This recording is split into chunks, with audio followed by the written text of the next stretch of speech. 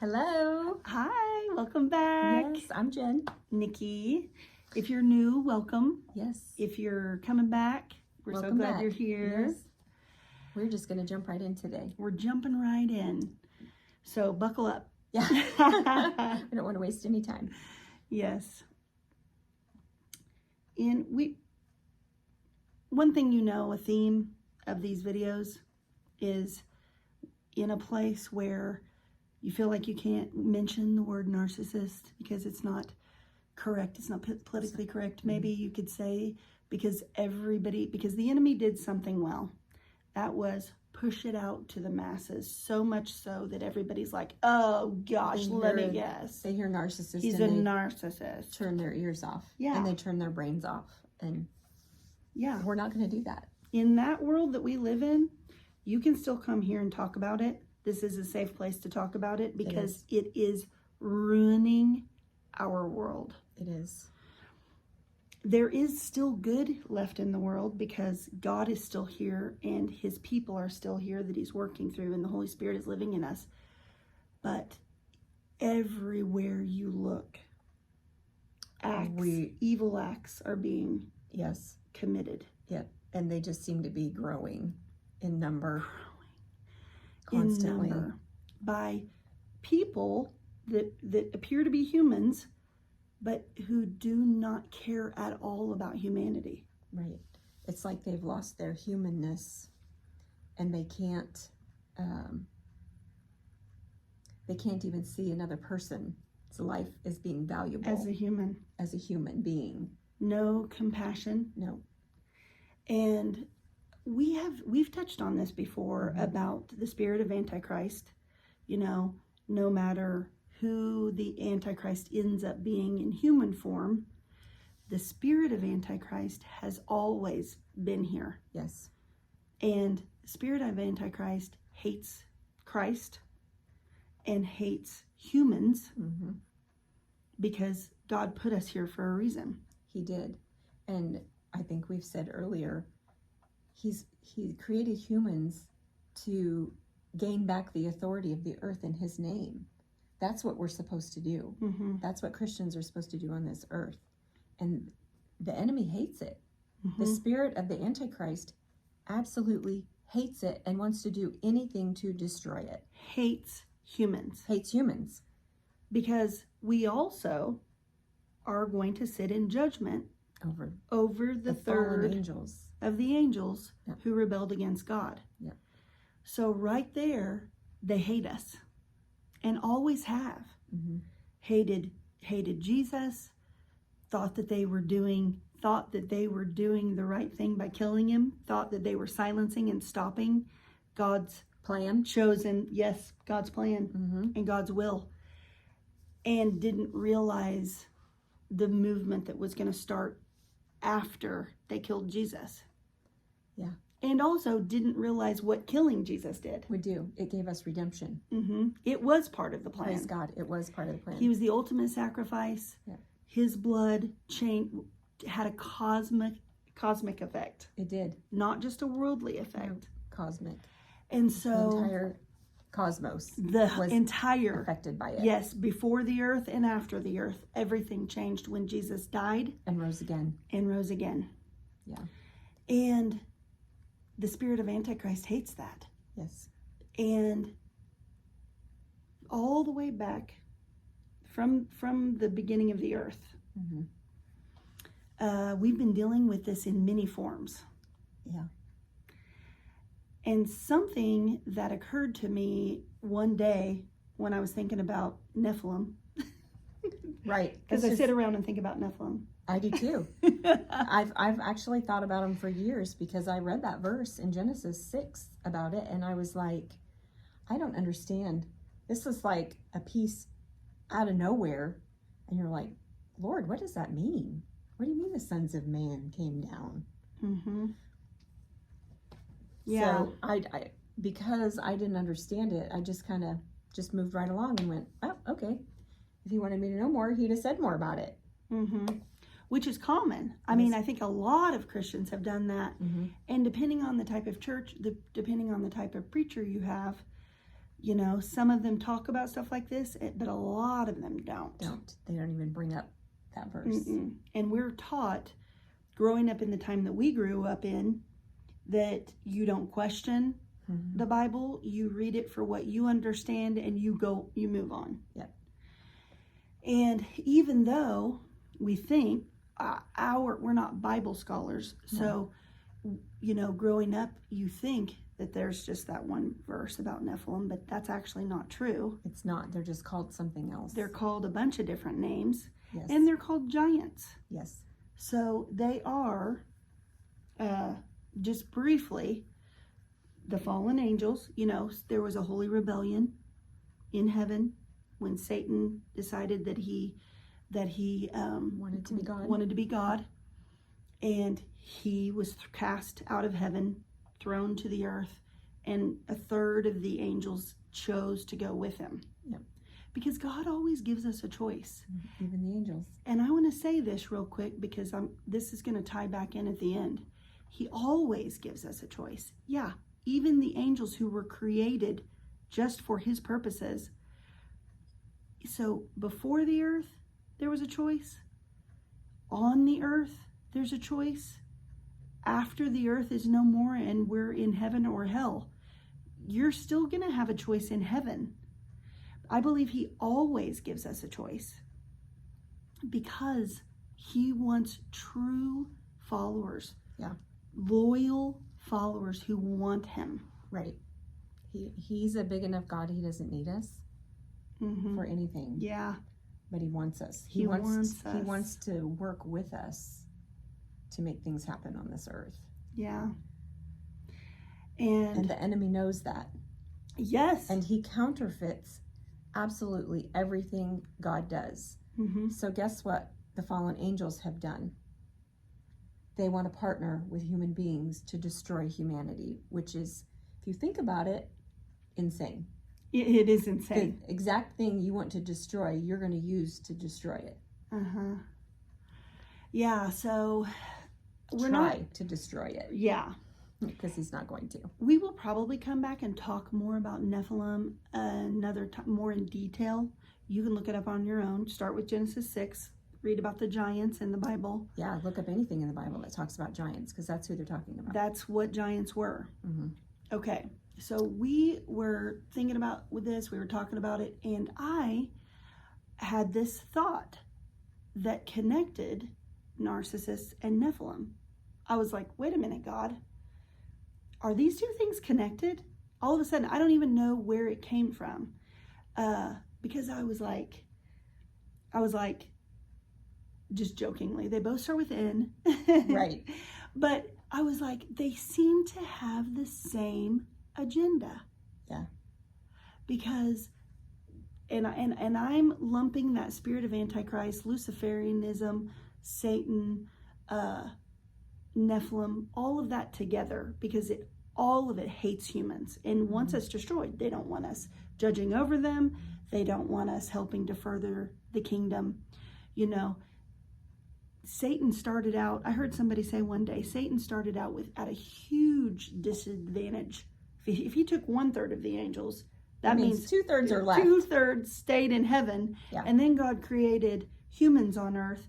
And so it is a war to get, Satan's trying to get more on his side. So I got to thinking, and I was like, wait a second. So one more thing that I will say about Nephilim, or that we will say about Nephilim, is there are people who talk about some of the traits that Nephilim have.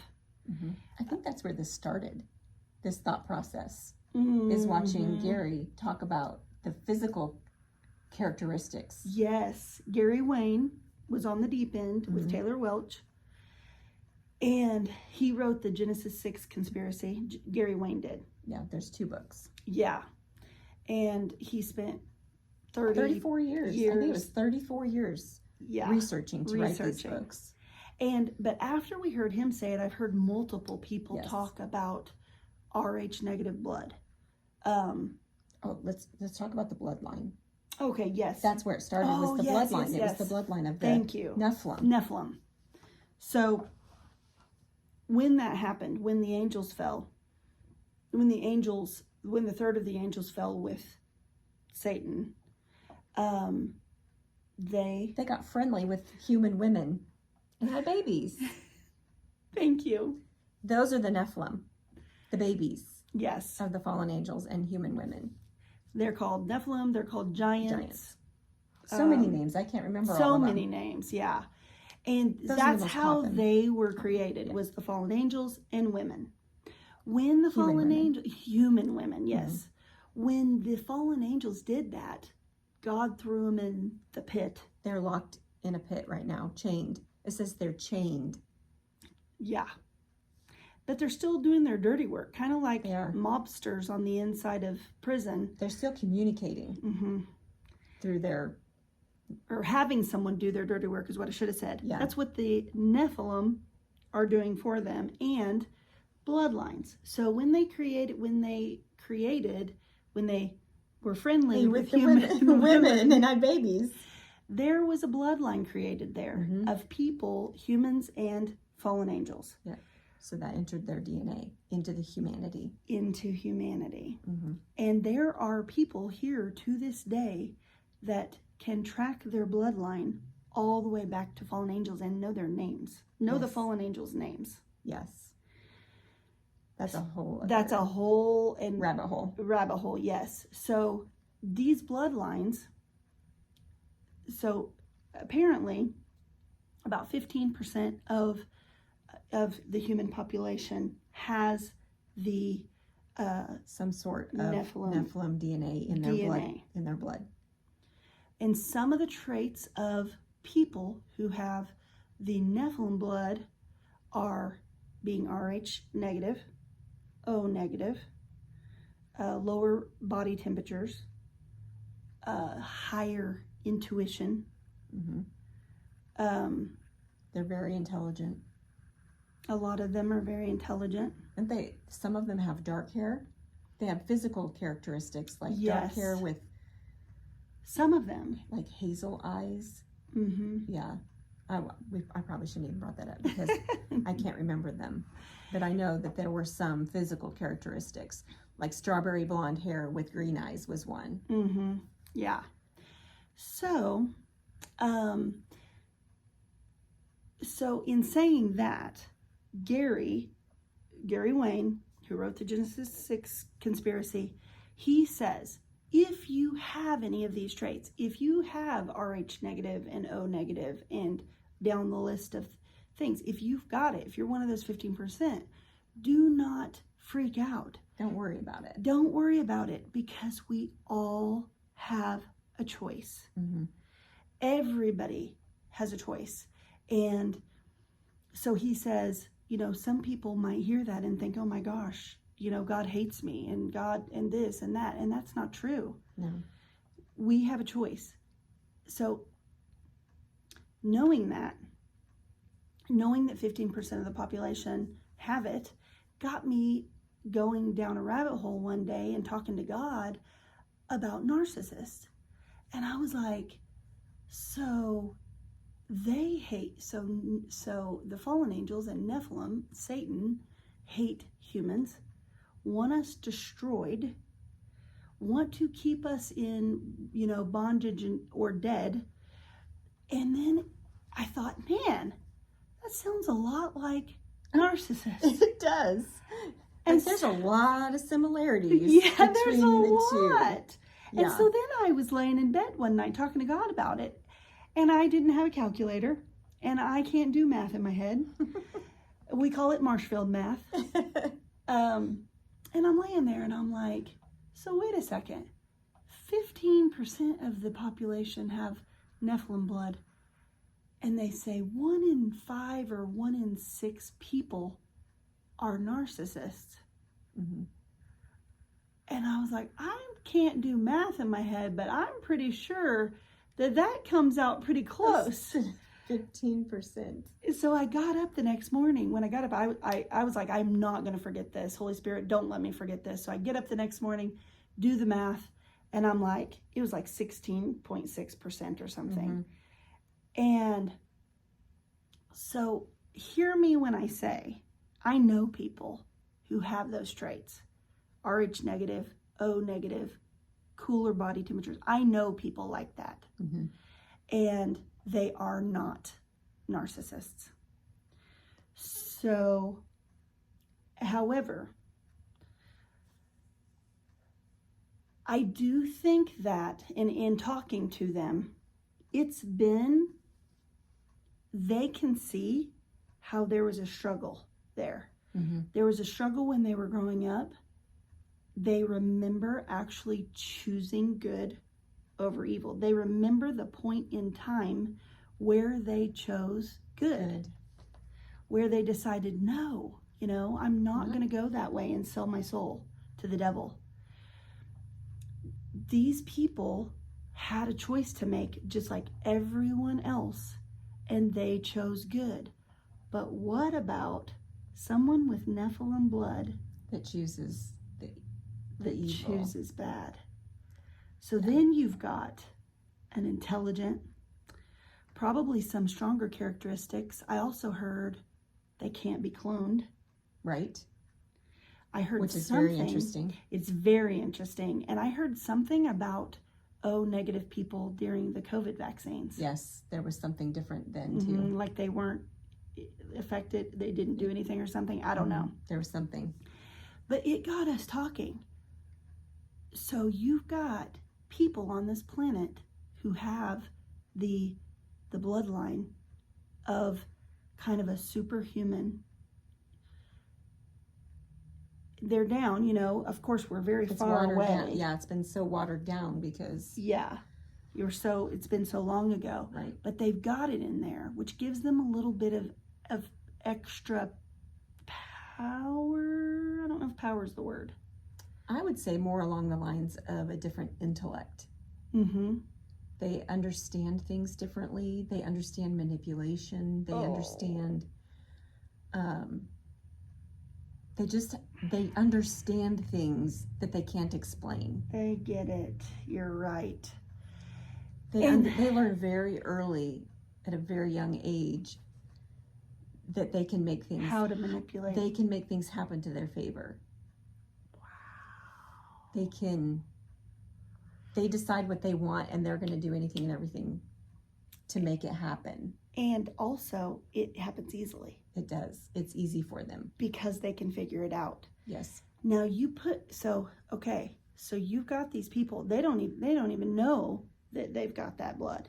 Right. But they know, hey, wait a second. When I steal little Johnny's toy. I have a gift. They think it's a gift. When I steal little Johnny's toy, he starts crying. When someone takes it from me, I just sit here and figure out how I'm going to make them pay. Yeah. I don't cry. Why is he weak and crying? Yeah. And they're figuring this out at a very young age. Yeah. And how to manipulate and how to use people. And I can make, if I start telling little people. Johnny how weak he is, but if he's my friend, I can help him not be weak. But I need things from him in order to do it. Yes. I need him to leave his BB gun out for me to play with when I'm grounded, when he's on vacation. Or I need him to whatever. They create little minions. They do at a young age. At a very young age. I mean, you can see them in elementary. They're set apart from the other kids. And they will make them pay. Oh, yeah. They will make them pay in a very harsh way, even as a young child. Yeah. So we're sitting here asking you, do you think there is a tie? There is some sort of correlation between Nephilim and narcissists. If you don't know what a Nephilim is, go do some research. We'll probably talk about it more in detail in another video, but not today, because today was about the tie between the two. Mm-hmm. Because you've got, of course, you're going to have some narcissists who aren't Nephilim. Yeah. We call them the dumb ones. Yeah. They're not as intelligent. There is, we have said this before, and we said it before we even put the correlation with the Nephilim we together. Have. Oh, yeah. There is another level narcissist. Mm-hmm. We have both been in relationships with one. Yep. another level. They are like way up here. They will destroy you. Oh my goodness. They will literally kill you if you let them. And I've said this, I told you, when I met him, I said in my head, who sent you, heaven or hell? Because he came as the angel of light. Right. But there was something about him I knew was wrong. Yeah. And but they're so good at what they do. Yeah, one of the ladies that I ended up talking to that I didn't even know he was dating, when we found out about each other and we were talking, that's exactly what she said. She said, he is so good at what he does. They are. And They're an brilliant. Understatement. It is. They can manipulate people in a way that's like, if they would only use their powers for good, right? Imagine what they could accomplish on this earth. Right, but it's all for selfish gain. But it's all because they are God. They are their God. Yeah. So, it makes sense to me that they would have some of that Nephilim DNA in them. It makes sense. Well, second time we've tried to make a video on Nephilim, and the second time that we've had technical difficulties. That's right. That tells me we're talking about the right thing. Yeah.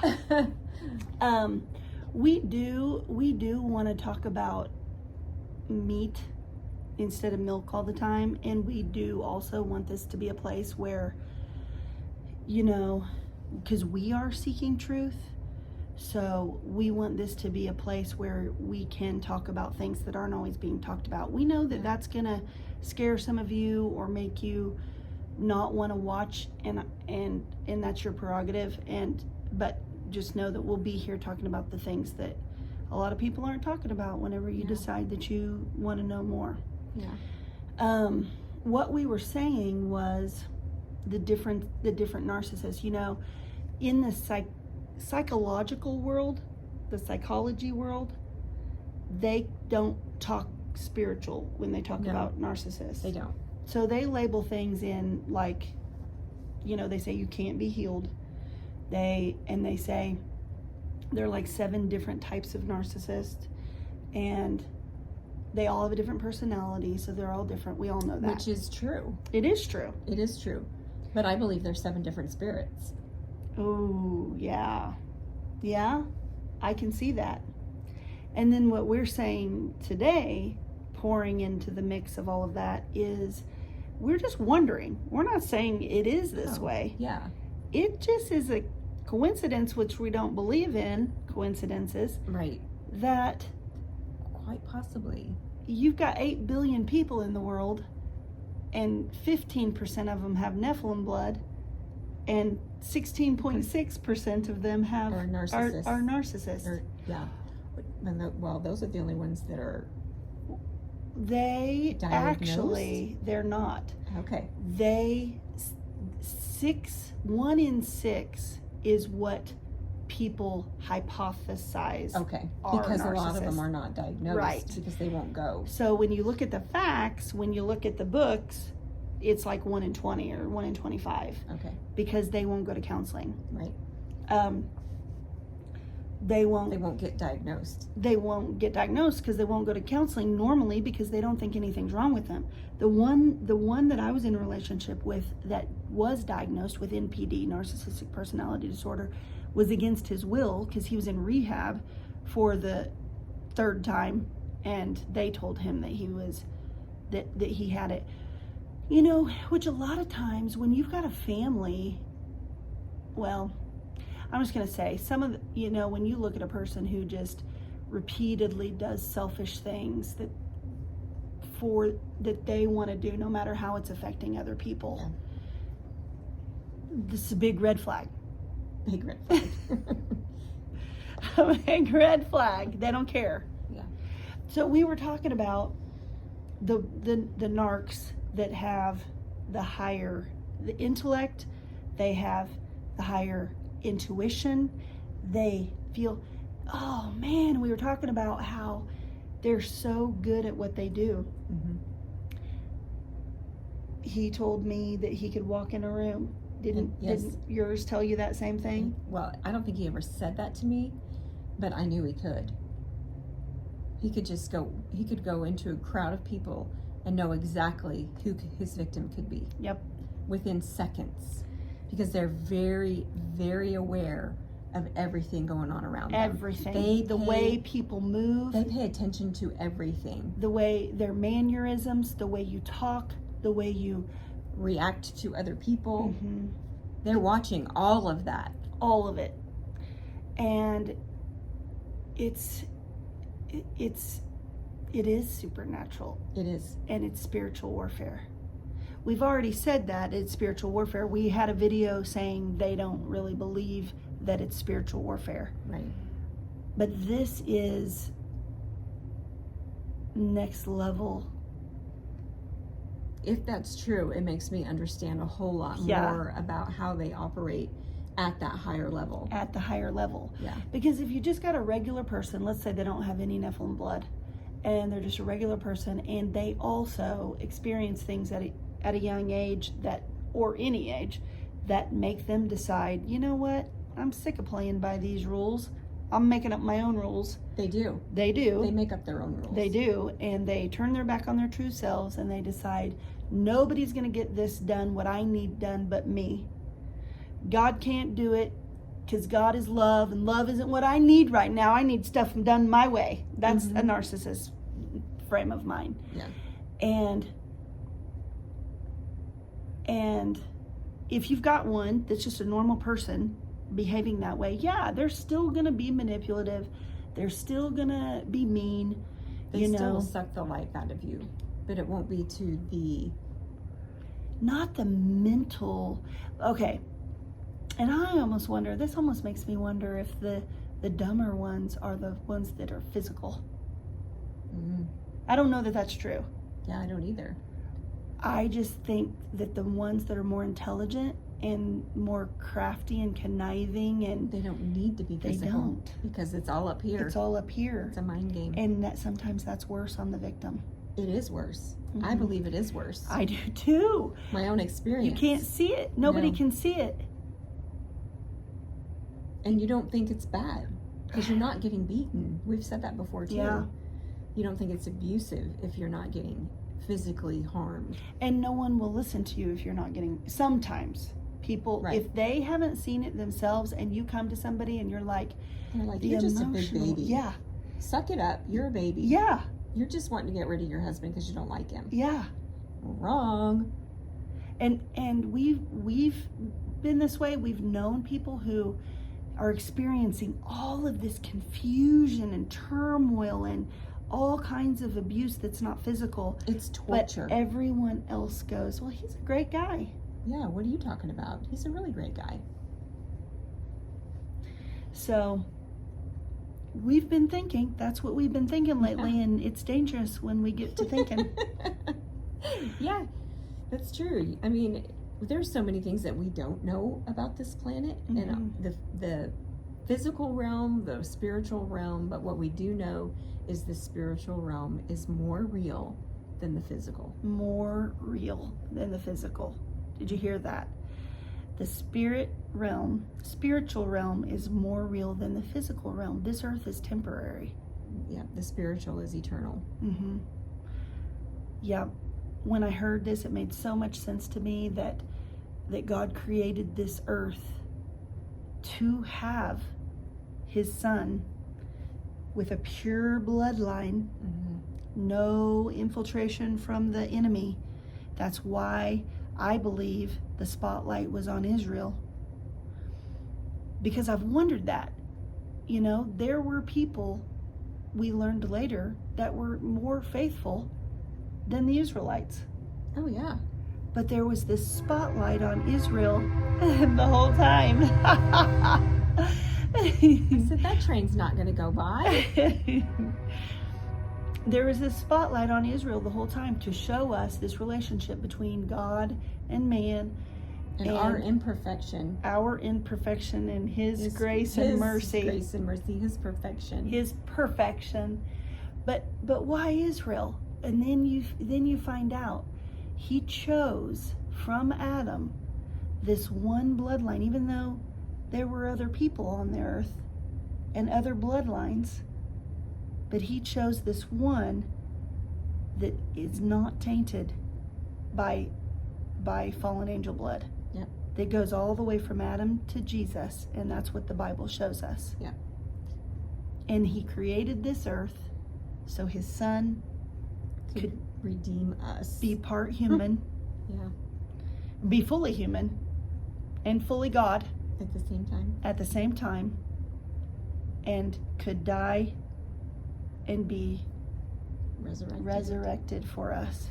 His blood shed is the ultimate sacrifice, because sin is so powerful, detrimental. It's so what's the word I'm looking for? It's so horrible that it takes blood to redeem it, to get rid of sin. Yeah. So that's why they used to have to take the sacrifices to the altars. Yep. And Jesus was our ultimate sacrifice. He was the perfect sacrifice, the perfect lamb.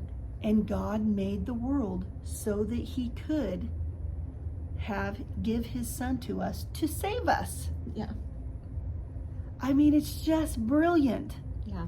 It's mind-blowing. It's hard for a human brain to wrap around that concept. It's mind-blowing. It is. So, thanks for coming.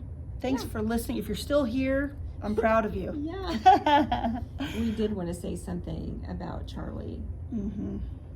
We were both just sick about what happened. Completely heartbroken. Yeah. And I couldn't really say anything nice.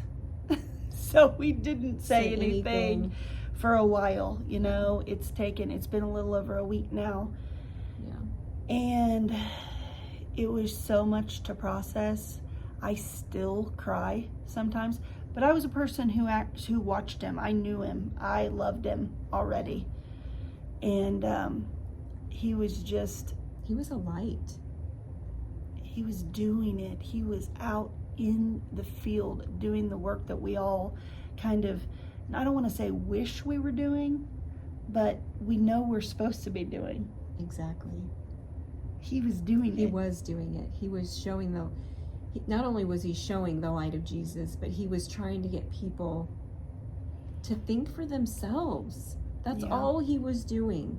Mm-hmm. Was trying to get people to think for themselves and not just believe anything and everything that's handed to them. And it always revolved around Jesus. It always revolved around Jesus.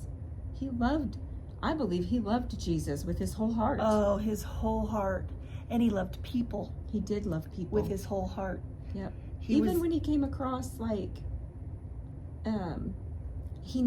time I saw him, he never came across as argumentative or looking mean or looking down on you. He just was trying to point out that your line of thinking doesn't match up with what you're saying. And isn't helping you. It is not helping you. Like your line of thinking is only going to lead you down this path of destruction instead of lifting you up to move you forward. Mm-hmm. He wanted every human to be lifted up and encouraged and move forward. I saw him lift up and encourage every type of human that you can possibly say. You can't say a type of person that he didn't show love to. Show love and want to lift them up. Now, he wasn't perfect. No, nobody's perfect. But he was doing what God called him to do. He was doing it. And he was taken for it. He was taken from the planet for the freedom of speech that our country was founded on. And for being a Christian. And for being a Christian and speaking boldly about it. Yeah. And he was getting a lot of followers. He was. A lot of young followers. And